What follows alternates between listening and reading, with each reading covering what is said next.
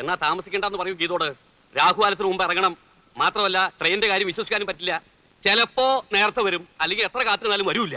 പ്രസവത്തിനാണെങ്കിലും അവളോട് ഇന്ന് പോവാന്ന് പറയുമ്പോ മനസ്സിന് വല്ലാത്ത വിഷമം. മാത്രമല്ല ദൂരവും കൂടുതലല്ലേ.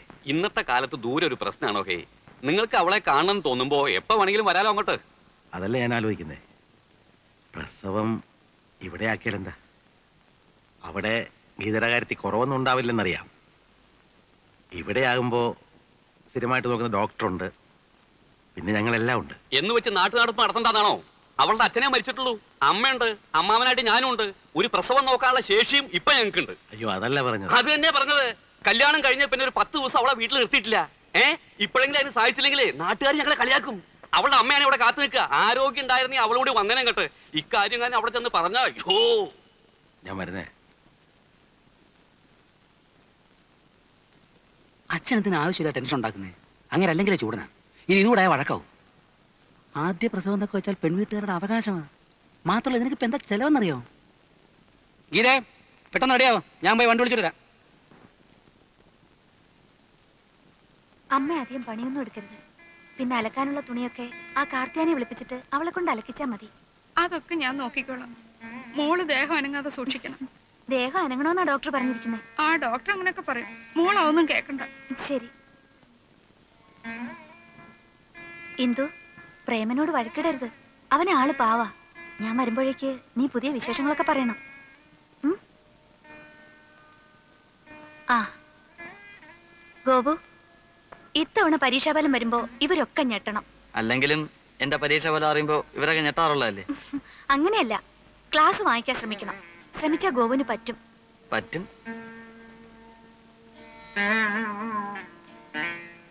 അച്ഛാ, മഞ്ഞത്തൊന്നും ഇറങ്ങി നടക്കരുത്. പിന്നെ സ്വാമിമുറിയിൽ രാസനാഥ് പൊടി വാങ്ങി വെച്ചിട്ടുണ്ട്. കുളി കഴിഞ്ഞാൽ ഉടനെ അത് തലേ തിരുമണം. മൂക്കിലൊഴിക്കുന്ന തുള്ളി മരുന്നിന്റെ കാര്യം ഞാൻ ഇന്ദുവിനോട് പറഞ്ഞിട്ടുണ്ട്. ഇന്ദു, ആ മരുന്നിന്റെ കാര്യം മറക്കല്ലേ. മോള് സമയമാകുന്നതിന് മുമ്പ് തന്നെ നഴ്സിംഗ് ഹോമിൽ അഡ്മിറ്റ് ആകണം. വേദന തോന്നുമ്പോൾ കൊണ്ടുപോകാൻ പെട്ടെന്ന് ആരും ഉണ്ടായെന്ന് വരില്ല. പിന്നെ അച്ഛനൊന്നും പേടിക്കാതിരുന്നേ. ഇത് കണ്ടോ അമ്മേ, അച്ഛനെ പേടി മുഴുവൻ. അല്ല, ആദ്യമായിട്ട് മുത്തശ്ശനാകാൻ പോലെ, അപ്പൊ അതിന്റെ ഒരു അതെ അതെ അതെ. വേറെ പിന്നെ അമ്മേ, വടക്കേലെ കാർത്തൂന് ഇന്നലത്തെ നെയ്യിന്റെ കാശ് കൊടുത്തില്ല, അത് കൊടുക്കണം. പിന്നെ നമ്മുടെ മുളയടിക്ക് ദിവസം വെള്ളം ഒഴിക്കണം. അതൊക്കെ അമ്മ നോക്കിക്കോളാം. വണ്ടി വന്നു, ഒന്ന് വേഗം ഇറങ്ങ. ഒരു ടാക്സി വിളിക്കായിരുന്നില്ലേ മോനെ? ടാക്സി പോയാലും ഓട്ടോറിക്ഷ പോയാലും സ്റ്റേഷനിൽ എത്തിക്കോളൂ. ടാക്സി ആകുമ്പോൾ 25 രൂപ, ഇതാവുമ്പോൾ 10 രൂപ നിൽക്കും. വാ, 2 രൂപ കൂടുതൽ തരാന്ന് പറഞ്ഞു. തരത്തില്ലെന്ന് ഞാനും പറഞ്ഞിട്ടുണ്ട്. സൂട്ടിച്ചായ കയറ, സാരി ഒന്നും കുത്തിക്കരുത്. അപ്പൊ പൈസയുടെ കാര്യോ? ആള് കയറട്ടോ. ഒരു ഓട്ടോ കൂടെ വേണ്ടി വരുമോ? എന്തിന്? ഇനിയും കയറുള്ള 7 എണ്ണം വേണമെങ്കിൽ.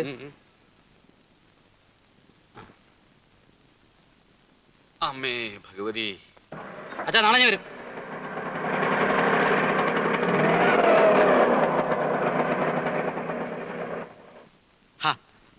രമേ, ഇതൊക്കെ എല്ലാ കുടുംബങ്ങളും ഉണ്ടാകുന്നതല്ലേ? കുറച്ചൊക്കെ നമ്മൾ കണ്ടില്ലാന്ന് വെക്കണം. ഇത്ര നാളെ ഞാൻ കണ്ടില്ലെന്ന് വെച്ചു. എനിക്കിവിടെ ഉറക്കൊന്ന് ചിരിക്കാൻ പാടില്ല, പുറത്താരോട് മിണ്ടാൻ പാടില്ല. ഇന്നലെ ഫ്രിഡ്ജ് തുറന്നപ്പോ പറയാ അറിയാൻ വയ്യാത്തവരാവൊന്നും തുടണ്ടാന്ന്. എന്താ ഞാനിതൊന്നും കണ്ടിട്ടില്ലേ? അമ്മയുടെ സ്വഭാവം അതാണെന്ന് വെച്ച് അതങ്ങ് സഹിക്കുക. വേണ്ട, ഞാൻ ഇവിടുന്ന് വലിഞ്ഞേറി വന്നൊന്നുമല്ലല്ലോ. എനിക്കും വീട്ടുകാരൊക്കെ ഉണ്ട്. പക്ഷെ എനിക്ക് എന്റെ അമ്മ മാത്രമേ ഉള്ളൂ. അമ്മയാണ് എന്നെ വളർത്തി ഇതുവരെ ആക്കിയത്. നീ വന്നെന്ന് കരുതി അമ്മയെ പിടിച്ച് പുറത്താക്കാനൊന്നും എനിക്ക് പറ്റില്ല. വേണ്ട, ഞാൻ പുറത്തു പോയേക്കാം. അതാണല്ലോ ആവശ്യം. ഇവിടെ കാലുകുത്തി അന്ന് മുതൽ കേട്ട് തുടങ്ങിയത് ഓരോ കുത്തുവാക്കൾ. അമ്മായിമ്മ പോരെന്നൊക്കെ കേട്ടിട്ടുണ്ട്, പക്ഷെ ഇങ്ങനെ ഒരു പോര് ഞാൻ കണ്ടിട്ടില്ല. കൂടുതൽ സംസാരിക്കണ്ട. ഇന്നലെ കയറി വന്ന നീ ഇവിടെ ഭരിക്കാന്ന് വിചാരിക്കണ്ട. ആരെന്ത് കുറ്റം പറഞ്ഞാലും എന്റെ അമ്മ എനിക്ക് വലുതാ.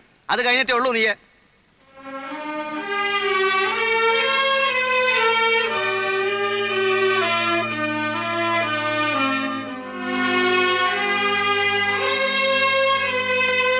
രാജാവ് പറഞ്ഞു, ധർമ്മിഷ്ഠൻ മുനിരാജാവിനാൽ ശപിക്കപ്പെട്ടതെന്തിന്? നടുവകത്തെ അയലിന്മേൽ വെള്ളത്തുണി ഞാത്തിയിടും. പഞ്ഞി കൊണ്ട് മീശയും താടിയും വെക്കും. നിഴൽ നാടകം. അമ്മയാണ് എന്നും കാഴ്ചക്കാരി. എനിക്കന്ന് 5 വയസ്സാ. ഇത്രയും കൂടി വലുതായപ്പോൾ കാലൂന്ത് വയലിലെ വെള്ളരിപ്പന്തലിലേക്ക് അരങ്ങ് മാറ്റി. വിഷമമാണ്. ഒരു സുപ്രഭാതത്തിൽ അഭിനയത്തോട് വിട പറയണമെന്നൊക്കെ പറഞ്ഞാൽ എനിക്കത് സാധിക്കില്ല. ഇത്രയും കാലം അഭിനയിച്ച ഏട്ടൻ എന്ത് നേടി? ഒന്നും നേടിയില്ല. നിങ്ങളുടെയൊക്കെ കാഴ്ചപ്പാടിൽ എന്റെ മനസ്സിന്റെ സംതൃപ്തിയാണ് എനിക്ക് വലുത്. നേട്ടം അത് തന്നെ. ഭാവിയെ പറ്റി ഒന്നും ആലോചിക്കേണ്ടെന്നാണോ? ഞാൻ മുരളിയേട്ടനോട് പറയാം. എന്തെങ്കിലും ബിസിനസ് തുടങ്ങാനുള്ള സഹായം അല്ലേ? എനിക്ക് സൗകര്യമില്ല. ഒരു നാടക നടന്റെ ഭാര്യയായിട്ടാണ് നീ ഈ വീട്ടിലേക്ക് വന്നത്. കൂടുതലൊന്നും ആഗ്രഹിക്കണ്ട, എന്നിൽ നിന്ന് പ്രതീക്ഷിക്കുകയും വേണ്ട.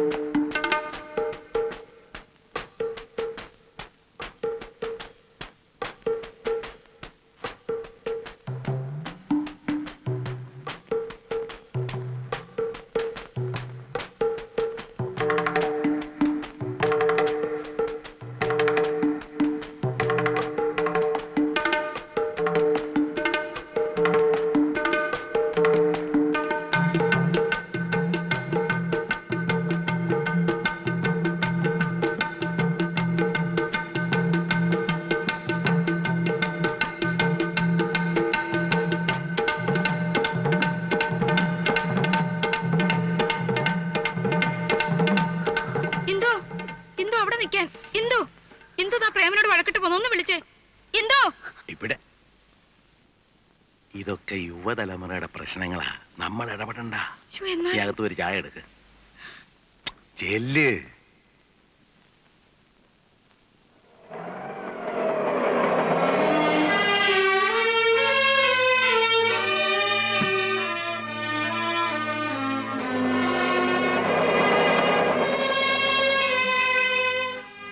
എന്താ മോളെ ഒറ്റയ്ക്ക്? അങ്ങനെ തോറ്റു കൊടുക്കാനൊന്നും എന്നെ കിട്ടില്ല. ഞാനങ്ങോട്ട് വലിഞ്ഞേറി ചെന്നൊന്നല്ലോ. എന്നെ എന്റെ വീട്ടുകാരും കൊച്ചാക്കാൻ ആ തള്ളയുടെ ഭാവം. അതിന് വേറെ ആളെ നോക്കണം. ഞാൻ പറഞ്ഞു ചോദിക്കാൻ പറയുന്നത് എനിക്കും ആളുണ്ട്, കയറി കിടക്കാൻ സ്ഥലമുണ്ടെന്ന്. അമ്മയ്ക്ക് മോനും വരച്ച വരയിൽ നിർത്താൻ എന്നെ പോലുള്ള പെമ്പിള്ളേരെ ഇന്നത്തെ കാലത്ത് കിട്ടില്ല. ആരും അന്വേഷിച്ചു വന്നാ പറഞ്ഞേക്ക്.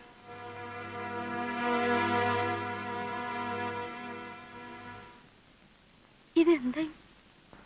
ഇതും യുവതലമുറയുടെ പ്രശ്നമാ, നമ്മൾ ഇടപെടണ്ട. പൊയ്ക്കോ.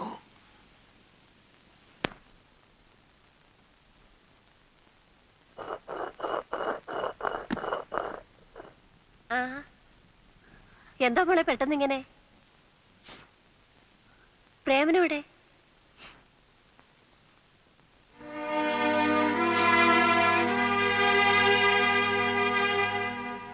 എന്താ ഇവിടെ വഴക്കിട്ട് വന്നിരിക്കുകയാണോ? ആ വീട്ടിൽ എന്റെ ആവശ്യമില്ലെന്ന് തോന്നി. എന്ത് പ്രശ്നമുണ്ടെങ്കിലും പ്രേമനോട് പറഞ്ഞാ പോരെ? പ്രശ്നം തന്നെ പ്രേമേട്ടനാണെങ്കിലോ? അപ്പൊ പിന്നെ ഉത്തരവാദപ്പെട്ട മറ്റുള്ളവരോട് പറയണം. അതുകൊണ്ട് എങ്ങോട്ട് പോന്ന്? അയ്യോ, അതിന് ഇങ്ങോട്ടാണോ പോരേണ്ടത്? കല്യാണം കഴിഞ്ഞാൽ ഭർത്താവിന്റെ വീടാണ് പെൺകുട്ടികളുടെ വീട്. ഭർത്താവിന്റെ അച്ഛനും അമ്മയും കഴിഞ്ഞ് മറ്റുള്ളവർക്ക് സ്ഥാനമുള്ളൂ. എന്തെങ്കിലും ഉണ്ടെങ്കിൽ അവരോടാണ് പറയേണ്ടത്, അവരെയാണ് അനുസരിക്കേണ്ടത്. അപ്പൊ കല്യാണം കഴിച്ച് അയച്ചു കഴിഞ്ഞാൽ നിങ്ങളുടെ എല്ലാ കടമയും തീർന്നോ? തീർന്നു എന്ന് തന്നെ പറയേണ്ടി വരും. മുരളി, അമ്മ ഒന്നും പറയണ്ട. ഇവൾക്ക് മാത്രമല്ല, പല പെൺകുട്ടികൾക്കുള്ള അസുഖമാണ്. എന്തെങ്കിലും നിസ്സാര കാര്യത്തിന് ഭർത്താവുമായി പിണങ്ങുക, ആ വീട്ടുകാരായിട്ട് വഴക്കുണ്ടാക്കുക, എന്നിട്ട് പെട്ടിയും തൂക്കി നേരെയും പോരുക. സ്വന്തം വീടും ആങ്ങളമാരും ഒക്കെ ഉണ്ടല്ലോ എന്നുള്ള അഹങ്കാരമാണ്. അതിന് വളം വെച്ചു കൊടുത്താൽ പിന്നെ കൂടുതൽ ദുഃഖിക്കേണ്ടി വരും. എന്തു പ്രശ്നങ്ങളില്ലാത്ത കുടുംബങ്ങളില്ല. കുറെയൊക്കെ അഡ്ജസ്റ്റ് ചെയ്യണം എല്ലാവരും. തൊട്ടതിനെ പിടിച്ചതിനൊക്കെ ഫീൽ ചെയ്യാൻ തുടങ്ങിയാൽ പിന്നെ അതിനെ നേരം ഉണ്ടാവും. എന്തൊക്കെ എന്നെ പറഞ്ഞെന്ന് അമ്മയ്ക്കറിയോ? അതൊന്നും അമ്മ അറിയേണ്ട കാര്യമല്ല. പ്രേമനെ അവന്റെ കുടുംബത്തിനെ ഞങ്ങൾ അറിയാത്തൊന്നും അല്ലല്ലോ. വെറുതെ ചീപ്പ് സെന്റിമെന്റ്സ് കളിച്ച് സമയം കളയാതെ എന്റെ മോള് പോവാൻ നോക്ക്. ചേട്ടൻ ഇത്രയ്ക്ക് സ്നേഹമില്ലാത്തവനാണെന്ന് ഞാൻ മനസ്സിലാക്കിയിരുന്നില്ല. ഇപ്പൊ മനസ്സിലായല്ലോ. നേരം കളയാച്ചല്ലേ. ഏതായാലും വന്ന നിലയ്ക്ക് മോൾ എന്തെങ്കിലും കഴിച്ചിട്ട് പോയാൽ മതി. അമ്മ അതിനൊക്കെ ഇനിയും നേരമുണ്ടല്ലോ. അവള് പോയാലും ഇടയ്ക്ക് പ്രേമനായിട്ട് ഇങ്ങോട്ട് വരികയൊക്കെ ചെയ്യും. വാ, ഞാൻ നിന്നെ വീട് വരെ കൊണ്ടാക്കാം. വാ. അങ്ങനെ എനിക്ക് വേണ്ടി ബുദ്ധിമുട്ടണമെന്നില്ല. ഇവിടം വരെ വന്ന എനിക്ക് തിരിച്ചു പോകാനുള്ള വഴിയും അറിയാം. മോളെ,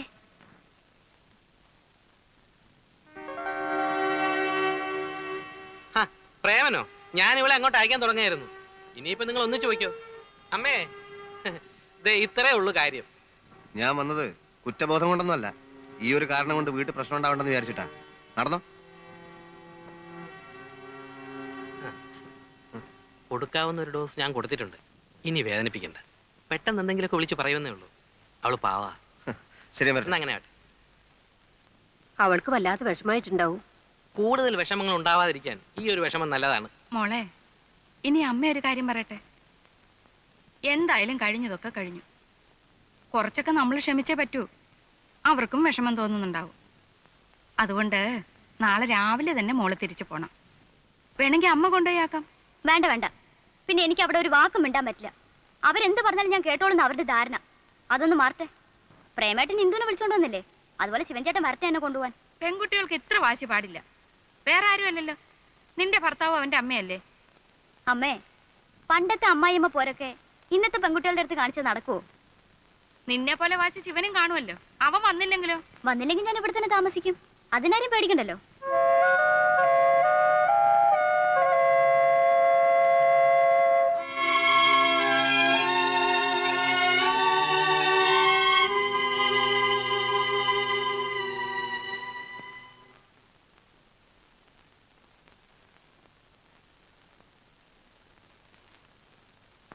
അമ്മേ, ആ,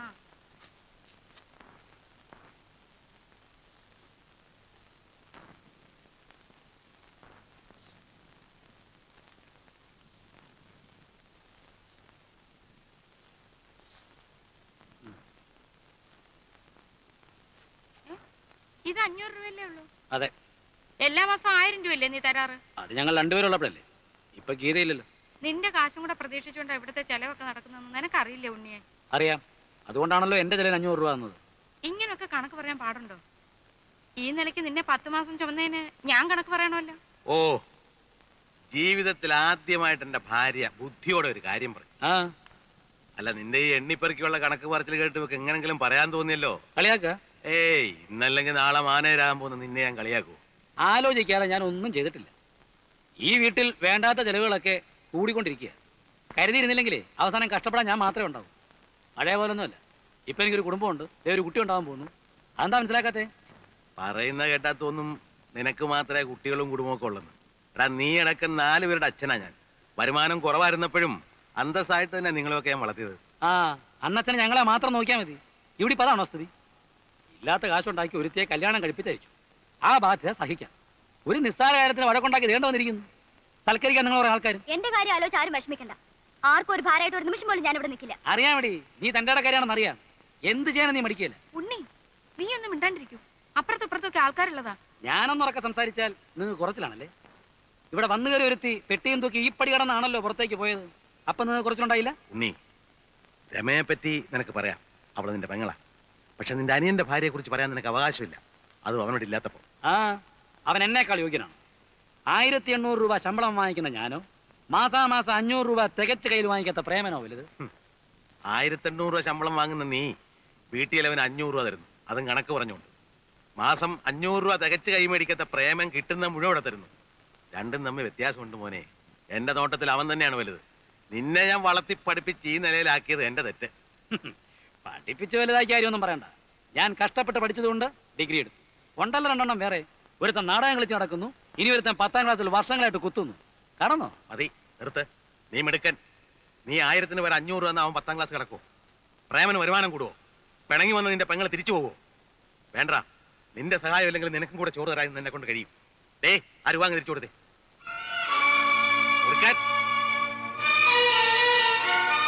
കൊണ്ടുപോ. ഇനി നിന്റെ ഒറ്റ പൈസ അവിടെ തന്നു പോരുത്.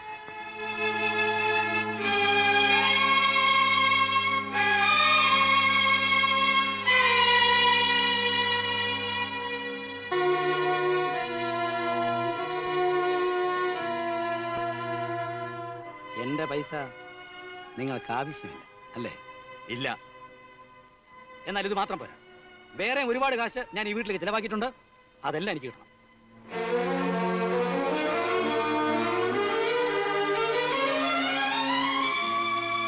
എന്നെ ആദ്യമായിട്ട് അച്ഛാന്ന് വിളിച്ചത് നീയാ. ആദ്യത്തെ സന്താനം എന്ന് പറഞ്ഞ് നിന്നെ ഞാൻ ഒരുപാട് ലാളിച്ചിട്ടുണ്ട്. ഈ തോളിലിരുത്തിയാ നിന്നെ സ്കൂളിൽ കൊണ്ടാക്കുകയും തിരിച്ചു കൊണ്ടുവന്നത്.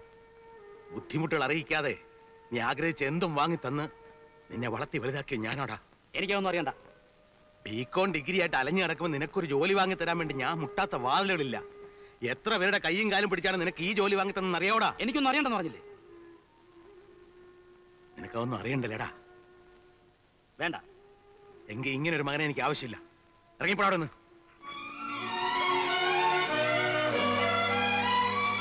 അങ്ങനെ വെറും കൈയോടെ ഇറങ്ങിപ്പോകാൻ എന്നെ കിട്ടില്ല. പുന്നാരമ്മയുടെ കല്യാണത്തിനെ എന്റെ പ്രോബ്ലം ഫണ്ടിൽ 25,000 രൂപ എടുത്തു കൊടുത്തത്. ആ രൂപയ്ക്ക് തിരിച്ചു കിട്ടണം. അത് തന്നാ നീ ഇവിടെ നിന്ന് ഇറങ്ങി പോവോ? ആ നിമിഷം ഇറങ്ങിപ്പോ. എന്നാ മരിച്ചുപോയ കാരണവന്മാരുടെ പേരിൽ ആണയിട്ട് ഞാൻ പറയാണ്, ഇന്ന് മുതല് നിന്റെ കടം തീർക്കാന്നുള്ള മാത്രമാണ് എന്റെ ലക്ഷ്യം. അത് തീർക്കുന്നവരെ ഞാനും നീ തമ്മിൽ ഒരു ബന്ധവുമില്ല. ഞാനോ എന്റെ വാക്കുകൾക്ക് വില കൽപ്പിക്കുന്നവരോ നിന്നെ കാണില്ല, സംസാരിക്കില്ല.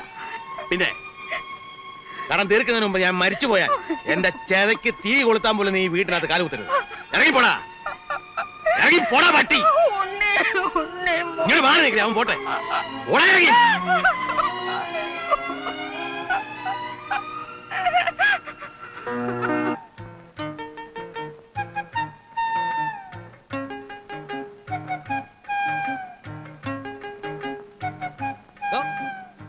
എന്റെ വീട്ടിലേക്ക് ഞാൻ വാങ്ങിച്ച സാധനങ്ങൾ താനെന്തിനാ അങ്ങോട്ട് കൊണ്ടുപോകുന്നു? ഇതല്ലേ സാറിന്റെ വീട്? ഇതല്ലേ സാറിന്റെ വീടെന്ന്? ആ ആയിരുന്നു, ഇപ്പൊ അല്ല. അടോ.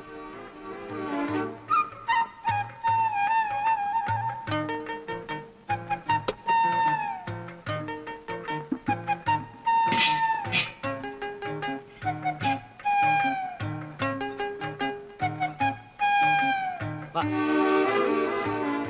ആ അങ്ങോട്ട് വെച്ചേരെ. അങ്ങോട്ട് വെക്കാനല്ലേ പറഞ്ഞേ?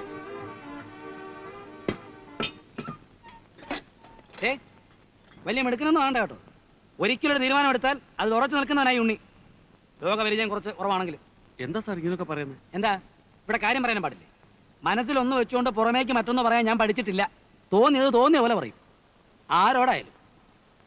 എന്താ നോക്കി പേടിപ്പിക്കുന്നേ? അങ്ങനൊന്നും പേടിക്കുന്നവനല്ല ഞാൻ.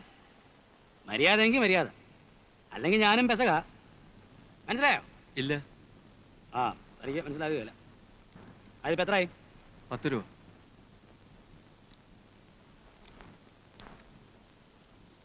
ആ ഇത് 9 ഉള്ളൂ. 1 രൂപ വേണം സാർ. പത്തായില്ലേ? ആ. ആ ഇന്നലെ രാത്രി നീ എന്താ പറഞ്ഞ? നമ്മുടെ മോനല്ലേ അങ്ങ് ക്ഷമിച്ചു കളയുന്നല്ലേ? ക്ഷമിക്കാൻ നിരത്തിലാവണ്ടേ അവന്റെ പോക്ക്? പുകഞ്ഞ കൊള്ളി പുറത്ത്, അത്ര കണക്കാക്കൂ ഞാൻ. അയ്യോ നിങ്ങളൊന്നും മിണ്ടല്ലേ. ഇല്ലടി, എന്റെ നാവടക്കാൻ നീ അല്ല ദൈവം തമ്പുരാൻ വിചാരിച്ചാൽ നടക്കില്ല. പ്രായം ഇത്രയായി. ഇനിയേ എന്നെ തിരുത്തി എന്നാക്കൊന്നും ആരും വിചാരിക്കണ്ട. മനസ്സിലായോടി?